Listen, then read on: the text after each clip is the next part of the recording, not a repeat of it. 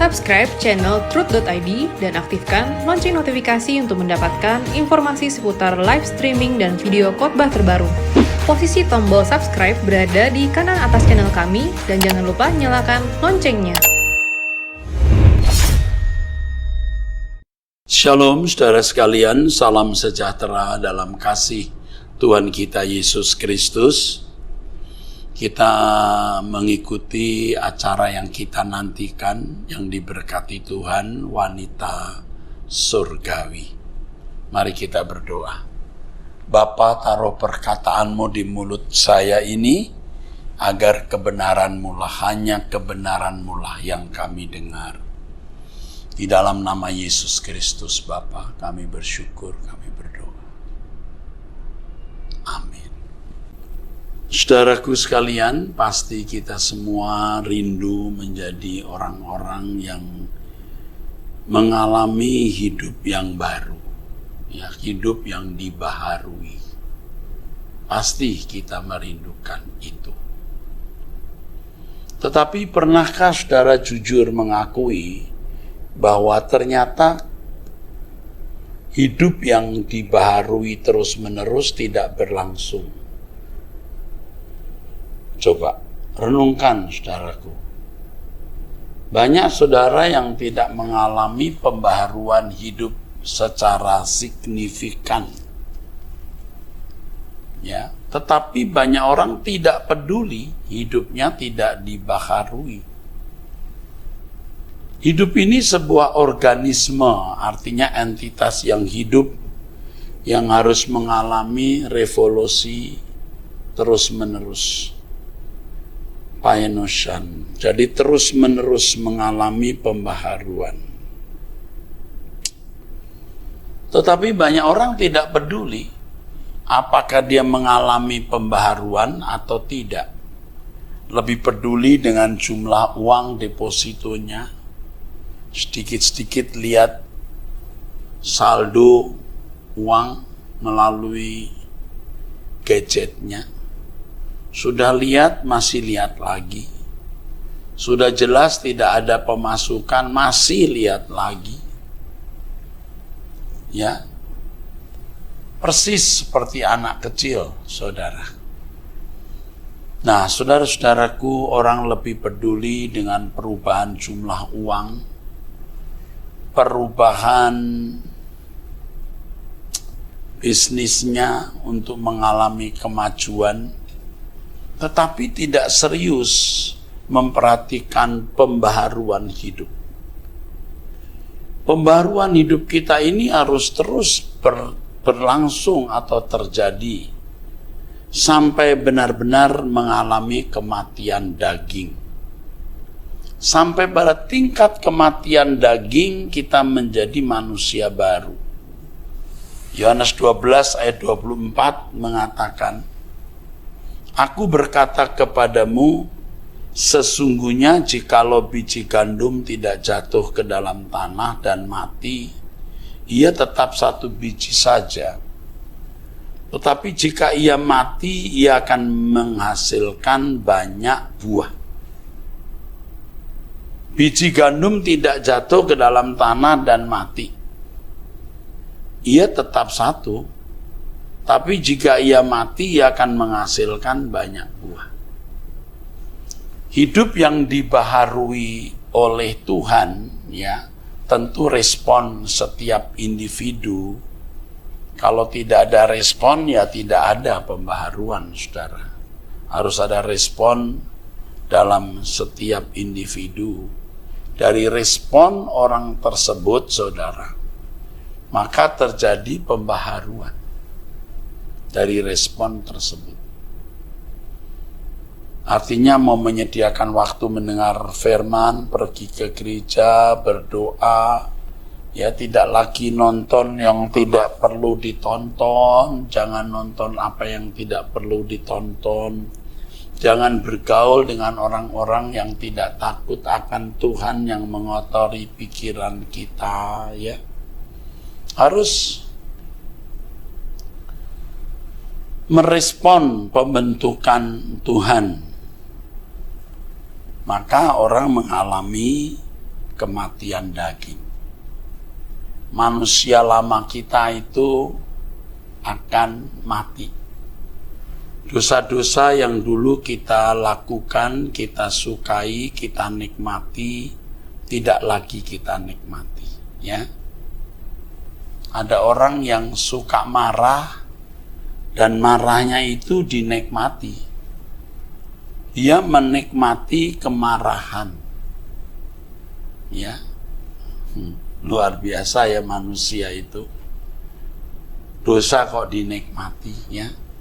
Kemarahan terhadap seseorang, dendam terhadap seseorang, jelas itu salah, dia nikmati. Ketidaksetiaan kepada teman hidup, kepada pasangan, dia nikmati, bahkan bisa merasa lebih asik. Sampai ya orang-orang seperti ini tidak bisa tidak selingkuh. Selingkuh itu sudah makanan hari-hari, saudara. Jadi edik. Ada orang yang suka berkelahi, kalau tidak berkelahi, dia kurang bahagia. Berkelahi itu buat dia kebanggaan, jadi edik. Seperti minum minuman keras, judi, itu edik. Dihormati orang jadi edik. Dia menikmati sanjungan kehormatan dari orang. Tentu melalui penampilannya bisa, melalui perbuatan yang dilakukan dilihat orang. Ini dia haleluya. Orang menikmati kesombongan-kesombongan tersebut. Keangkuhan-keangkuhan tersebut dia nikmati. Dia nikmati, saudara. Makanya orang-orang seperti ini berusaha untuk menemukan posisi, entah di dalam perusahaan, dunia akademis, gelanggang politik, punya posisi. Bahkan di dalam lingkungan gereja, punya posisi. Dan melalui posisi itu, dia memperoleh, dia memiliki kehormatan. Ini edik namanya. Orang menjadi gila hormat, edik. Itu manusia lama kita, saudara. Kalau kita beri makan, ya kita feeding, ya beri makan, itu akan semakin membuat seseorang kecanduan. Sekarang apa? Kesenangannya, ya. Hobi tertentu, kehormatan, makan dan minum yang tidak proporsional, seks, kedudukan, semua itu bisa menjadi alat iblis membelenggu, menjerat, sampai seseorang tidak dapat melepaskan diri. Ya, kecemburuan, sakit hati, tidak bisa tidak sakit hati, tidak bisa tidak cemburu. Wah, udah parah ini, saudaraku. Ini sudah parah manusia-manusia begitu. Saudara sadar enggak? Biar saya pendeta, saya tahu sebelum saya memasuki dekade hidup suci, ada candu-candu itu di dalam hidup saya. Tetapi ketika kita mulai menyadari hal-hal itu tidak berkenan di hadapan Tuhan, kita menyangkal diri, ya, kita tidak mau melakukan. Sakit, saudara. Transisi dari kebiasaan yang salah dan tidak melakukan kebiasaan itu sakit, saudara. Biasa kita dilukai dan kita membalas dengan segala cara, lalu kita tidak membalas perlakuan jahat orang, sakit kita. kebiasaan-kebiasaan salah yang kita lakukan, lalu kita tidak melakukannya lagi, itu salah ya. Ibu-ibu yang biasa melawan ya, mendebat suami ya, lalu sekarang tidak mendebat walaupun benar. Wow, sakit saudara. Ya salah, suami salah, menuduh ini, menuduh itu, salah. Tetapi kita harus diam. Kita tentu menjawab dulu, aku tidak melakukan hal itu. Kamu salah menilai. Ya, kita mesti bicara dulu. Tetapi dia tidak mau mengerti, ya sudah kita diam. Di atas hitungan kertas, wah celaka kita. Celaka kita, celaka. Tapi ada hitungan di atas kertas Tuhan. Ketika Anda memasuki langkah-langkah jurus 3D, ya, 3D, Anda memasuki langkah 3D, 3 dimensi, diam, diam, diam. Wow. Itu silent is power, powerful. Diam itu berkuasa. Not just ya silent is gold, tetapi juga powerful. Ya, berkuasa. Lihat bagaimana keadaan dikendalikan oleh Tuhan, saudara. Dulu maunya melawan, dulu maunya membela diri, tapi setelah belajar kebenaran ini kita tidak melawan, kita tidak membela diri, kita diam saja. Maka seperti biji gandum yang jatuh ke dalam tanah dan mati. Matikan, kita matikan kedagingan kita. Tidak lagi menuruti ya, hawa nafsu, kemarahan, kejengkelan, kecemburuan, kemarahan, dendam, pikiran zina, nafsu kuliner, dan semua yang tidak proporsional. Kita tolak, kita matikan, saudara. Kita tolak, kita matikan. Itu kita menjadi biji gandum yang jatuh ke dalam tanah dan mati.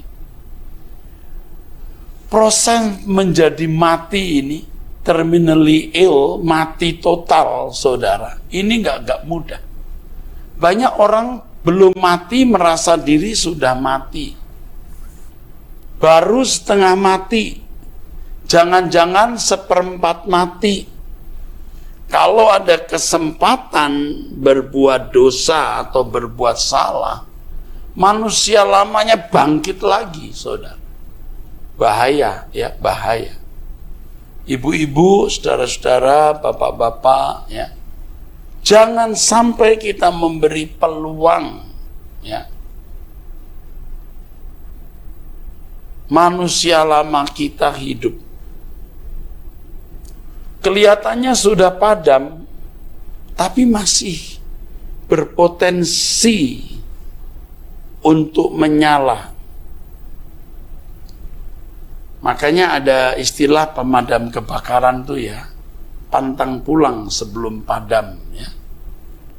Jadi ketika ada tempat satu lokasi kebakaran dia padamkan, kelihatannya padam tetapi masih bekerja pemadam kebakaran. Terus guyur air ya.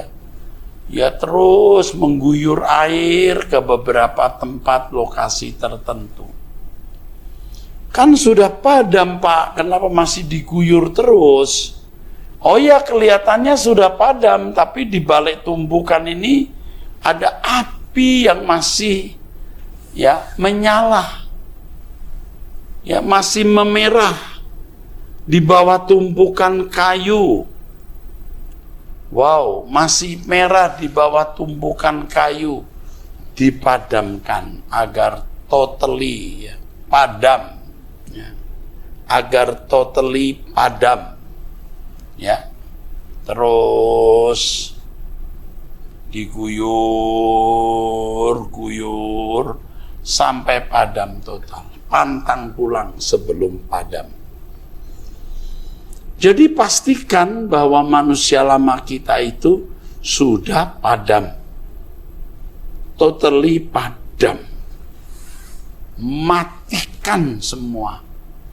Dan ini proses yang tidak mudah, saudaraku. Dalam hidup ini, ya, proses seperti ini tentu saya jalani. Saya manusia seperti saudara yang juga memiliki nafsu, memiliki daging, dan melewati pencobaan-pencobaan, melewati godaan-godaan, ya. Di tengah-tengah pencobaan dan godaan-godaan tersebut, ya, saya berjuang tentunya dari muda. Waduh, enggak mudah. Kalau ada orang-orang muda yang kadang-kadang tanya ke saya, dan mungkin termasuk sering, bagaimana ya Om hidup suci itu? Kita sebagai orang muda kan masih punya kebiasaan ini misalnya. Aduh, enggak bisa Om memadamkan atau mematikan. Saya sering menjawab, bertekunlah terus. Jangan berhenti berusaha, jangan berhenti berjuang. Terus berusaha, nak, berusaha. Nanti kamu akan menemukan jalannya. Bagaimana kamu dapat mengisi hari hidupmu dengan benar. Ya. Saya pernah mengalami pergumulan membunuh keinginan daging. Sama seperti insan lain. Sebagai pria, sebagai laki-laki, dengan 1001 masalah yang ada, dan harus bergumul habis-habisan. Wow, berat. Tapi jangan berhenti berjuang. Jangan berhenti berjuang. Saya memiliki catatan, buku catatan atau semacam notes kecil, saudara, yang saya sering bawa di mana-mana. Waktu itu belum ada gadget yang kita pegang selalu kemana-mana. Ya, seandainya ada waktu itu, saya juga tidak sanggup beli karena saya sangat miskin secara ekonomi. Susah, ya, hidup sendiri dengan uang transport dari gereja yang sangat minim. Sudah minim pun juga sering saya bagi untuk remaja atau pemuda buat kebutuhan mereka. Benar saya katakan ini benar. Dari notes kecil itu, saudara, saya beri simbol-simbol jenis dosa. Misalnya kalau bohong, saya buat ya melingkar gitu. Kalau itu menyangkut pikiran jorok, gambar segitiga. Kalau itu emosi, saya gambar ya bentuk seperti rumput. Jadi kalau saya berbuat salah, saya lihat itu. Nggak ada orang tahu, karena ini yang tahu cuma saya. Saya sendiri sekarang juga lupa, saudara. Ya, simbol-simbol dosa yang saya lakukan itu. Simbol-simbol dosa yang saya lakukan itu. Tapi setiap kali saya berbuat dosa, saya tulis, saya cengkrangin, ya. Saya tandai, saudara, bentuk gambar bulat, segitiga, dan lain-lain. Dan tiap hari saya lihat, hari ini saya buat kesalahan apa. Ya, sampai makin hari makin tidak ada gambar itu, simbol itu. Nggak ada. Simbol itu nggak ada. Nah, bisa saja saudara memberikan nilai kalau itu misalnya dos pikiran jorok, ya bentuknya simbolnya seperti segitiga. Seberapa joroknya kita nilai sendiri, wah ini jorok banget nih. nilainya tinggi nih, berat nih ya. Kalau 1 sampai 5, yang 5 itu parah, 1 kurang parah ya. Wah ini 4 ini agak parah, 3 ini moderat ya. Kelihatannya ini kekanak-kanakan. Tetapi tahukah saudara, melalui proses itu banyak perubahan yang terjadi. Saya kalau ingat masa muda saya, wow, saya bersyukur ya. Hari ini saya masih hidup. Banyak salah yang saya lakukan. Puji Tuhan ya, Tuhan memiliki kartu kuningnya banyak ya. Kalau Tuhan kartu kuningnya hanya 1 atau 2, waduh Erastus sudah tidak ada sekarang saudara. Sudah diusir dari lapangan ya. Diusir. Salah ditiup wasit ya, bunyikan peluit, kasih kartu kuning. Salah yang kedua, puji Tuhan, masih kartu kuning. Ketiga baru kartu kuning lagi. Waduh, kartu kuning terus nih. Tapi setiap kali Tuhan memberi kartu kuning, itu ada pukulan, ada disiplin, saudara. Nah, saudara, ibu-ibu harus periksa diri. Kartu kuningnya berapa banyak nih? Soal A, soal B, soal C. Kalau dosa A, kartu kuningnya sudah 2. Waduh, ini kalau dosa B, ini kartu kuningnya sudah 6. Itu pukulannya menyakitkan, saudara. Aduh, jangan putus asa kalau Tuhan menghajar kamu. Begitu Ibrani pasal 12 ayat 3, 4, 5. Jadi kita tuh setiap kali salah Tuhan memberikan peringatan. Seperti wasit tiup peluit, beri kartu kuning. Tetapi setiap kartu kuning itu ada disiplinnya. Disiplinnya, saudara. Hati-hati, saudara. Jangan sampai tendangan bebas di kotak penalti, mati kita. Aduh, jangan main-main, saudara.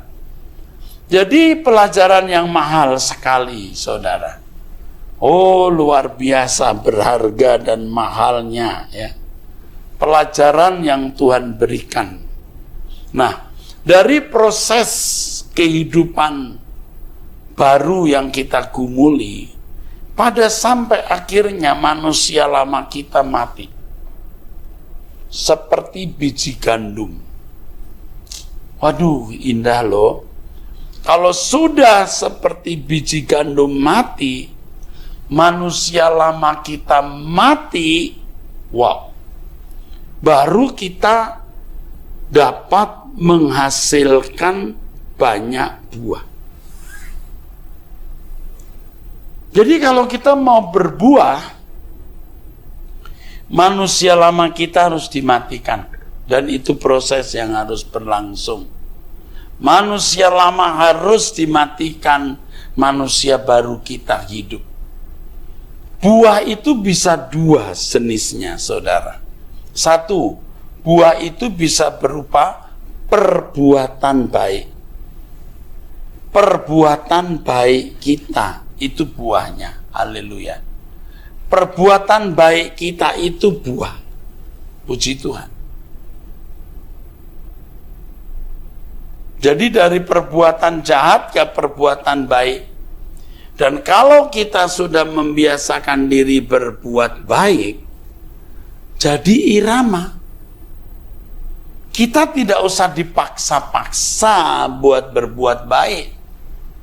Otomatis, saudara, menjadi buah. Ya, saudara tidak perlu memerintahkan pohon mangga di samping rumahmu. Harus berbuah ya. Dipupuk, disiram, otomatis dia berbuah. Demikian pula kita, ya. Seperti pepohonan supaya sehat, rumput-rumputnya dicabutin, dibuang, diberi pupuk, disiram, otomatis berbuah. Pasti bertumbuh, berbunga, dan berbuah. Hidup kita juga begitu, saudara. Bagaimana kita bisa berbuah bagi Tuhan? Ya, kita pupuk dengan firman. Ya, kita sirami dengan kebenaran firman. Roh Kudus mengurapi kita. Tentu dosa-dosa dicabuti ya saudara, seperti rumput itu. Dicabut. Supaya kita bisa berbuah. Jadi kalau seseorang sungguh-sungguh hidup kudus, hidup dalam ketaatan dan kepatuhan kepada Tuhan Yesus, tidak bisa tidak, dia akan menghasilkan buah. Pasti dia berbuah. Dan ini menjadi kebahagiaan, ya. Pasti ini menjadi kebahagiaan.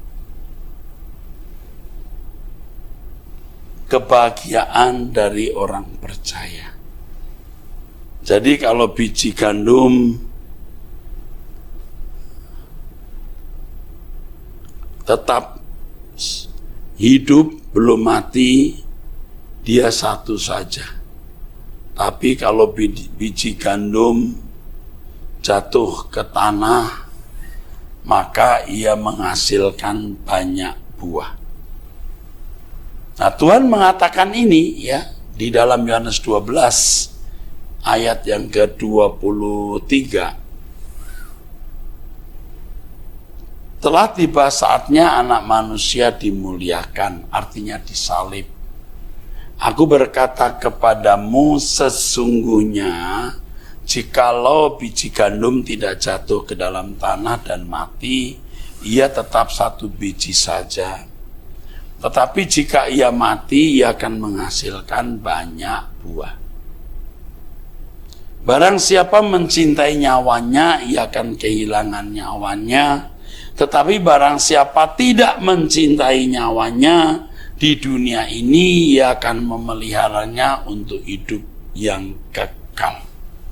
Mencintai nyawa sama juga dengan mencintai kesenangan-kesenangan dunia. Nah, orang-orang yang mencintai kesenangan dunia dan mencintai dosa-dosa yang dia lakukan, itu orang-orang yang menghidupi nyawanya. Jadi dia punya nyawa yang dihidupi.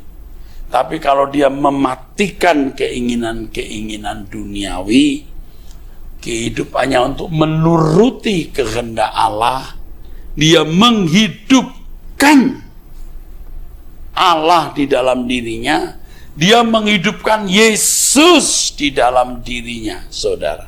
Nih, mantap. Ini yang Tuhan kehendaki untuk kita lakukan, saudaraku. Kehilangan nyawa berarti kita rela kehilangan kesenangan-kesenangan dunia. Tetapi kita memperoleh nyawa, kita memperoleh kehidupan yang akan datang. Kesenangan di langit baru, bumi baru. Ya, jadi nyawa itu kehidupan, kesadaran. Di dalam kesadaran ada kebahagiaan. Orang yang mau mencari kebahagiaan hari ini menurut versi anak dunia, dia kehilangan nyawa. Dia tidak akan memiliki kesempatan ada di langit baru, bumi baru, menikmati kehidupan. Maka kita harus rela kehilangan kehidupan kita di bumi, rela kehilangan kesenangan-kesenangan dunia, demi supaya kita bisa masuk langit baru, bumi baru, dan menikmati kehidupan yang akan datang. Itulah sebabnya Yesus berkata, kumpulkan harta di surga, bukan di bumi. Itulah sebabnya dalam Kolose 3 dari ayat 1, firman Tuhan mengatakan, Pikirkan perkara yang di atas, bukan di bumi. Carilah perkara yang di atas, bukan di bumi. Jadi memang orang percaya itu fokusnya harus langit baru, bumi baru. Tetapi saudara dan saya tidak akan pernah masuk langit baru, bumi baru, kalau kita tidak dihancurkan. Manusia lama kita harus dihancurkan supaya kita lahir sebagai manusia baru, manusia di dalam Tuhan Yesus Kristus. Haleluya. Ini luar biasa, saudaraku sekalian. Saya juga berjuang ya, jangan sampai ada unsur-unsur Erastus lama masih hidup di dalam diri saya. Aduh, saya berdoa, Tuhan, tolong jangan sampai aku menoleh ke belakang. Ya Tuhan, tolonglah aku Tuhan, supaya aku tetap memandang Engkau dan tetap mencari kerajaan-Mu dengan sungguh-sungguh. Ada kecenderungan kita menoleh ke belakang, mau menikmati kesenangan-kesenangan dunia yang dulu kita nikmati. Ingat saudaraku, ada api-api kecil yang masih ada di bawah reruntuhan, yang itu bisa ditiup oleh dunia, ditiup oleh kuasa kegelapan, supaya hidup lagi, bisa membakar, bisa merajalela, mengerikan. Maka firman Tuhan mengatakan, saudaraku, dan ini harus kita perhatikan.